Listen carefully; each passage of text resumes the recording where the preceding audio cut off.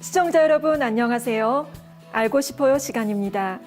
신앙생활 속 궁금증을 오늘도 함께 풀어볼까요? 오늘의 질문입니다.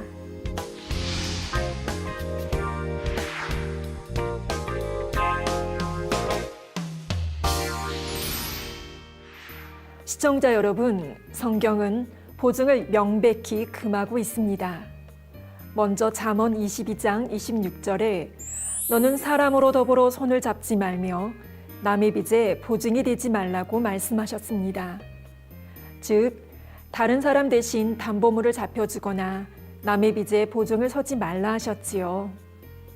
다음으로 잠언 11장 15절에는 타인을 위하여 보증이 되는 자는 손해를 당하여도 보증이 되기를 싫어하는 자는 평안하니라고 했습니다.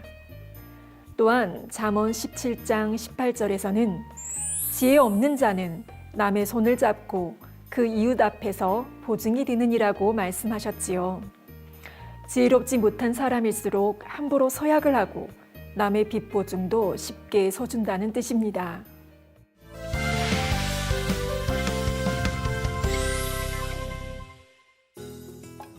그렇다면 하나님께서는 왜 이처럼 빚 보증을 엄히 금하실까요? 보증을 선다는 것은 채무자가 빚을 갚지 못할 경우 자신이 대신해서 모든 책임을 지겠다는 뜻입니다. 그런데 실제로 보증을 서준 일이 잘못돼서 불행하게 된 사례는 아주 많습니다.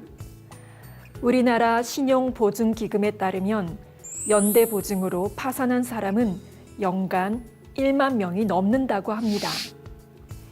보증을 잘못 선 결과 오랫동안 저축한 소중한 재산이 한순간에 날아가고 심지어 가족들의 생활터전인 집을 잃게 되는 경우도 있습니다. 그렇게 되면 보증을 선 당사자는 물론이요, 온 가족이 어려움을 당하게 됩니다. 이처럼 보증을 서는 일은 위험 부담이 매우 크다는 사실입니다. 그래서 하나님께서는 사랑하시는 자녀들이 이러한 곤란을 겪지 않게 하시려고 그처럼 엄히 경계하신 것입니다. 그런데도 지인이 간청하니 육적인 정에 못 이겨 보증을 서주는 경우가 있습니다. 부탁을 거절하면 사랑이 없다, 의리가 없다 여기기 때문이지요. 그러나 이는 사랑이나 의리를 논할 문제가 아닙니다. 입장을 바꿔서 보증 부탁을 하는 상대가 진정 여러분을 위하는 마음이 있다면 그런 부탁을 할 리가 없습니다. 보증을 서주면 당신은 어려움에 빠질 수 있습니다. 당신의 재산이 날아갈 수도 있고 그 결과 당신의 가족들이 뿔뿔이 흩어질 수도 있습니다. 그래도 보증을 서주십시오. 어떻게 이런 부탁을 할 수 있겠습니까? 당장 자신의 어려움을 모면하기 위해 상대에게 그처럼 큰 부담을 안기는 것은 참으로 이기적인 행위임을 알아야 합니다.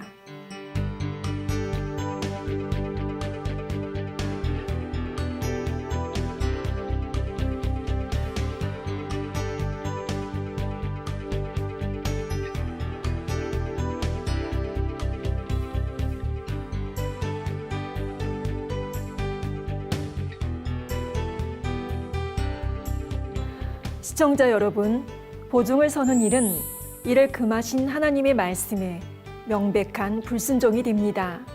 그 결과 하나님과 사이에 죄담이 생겨서 이후로는 하나님의 보호를 받기가 어려워지지요. 성도 간에는 보증은 물론이요, 사사로운 동거래도 해서는 안 됩니다. 돈을 빌려달라 하거나 내 사업에 투자하라고 해서는 안 되지요. 로마서 13장 8절에 피차 사랑의 빚 외에는 아무에게든지 아무 빚도 지지 말라고 했습니다. 설령 교회에서 높은 직분을 가진 분이 부탁한다 해도 여러분은 그보다 훨씬 높으신 하나님의 말씀에 순종할 수 있기를 바랍니다. 그래서 든든한 하나님의 보호 장막 안에 항상 거하는 저와 여러분이 되기를 소망합니다.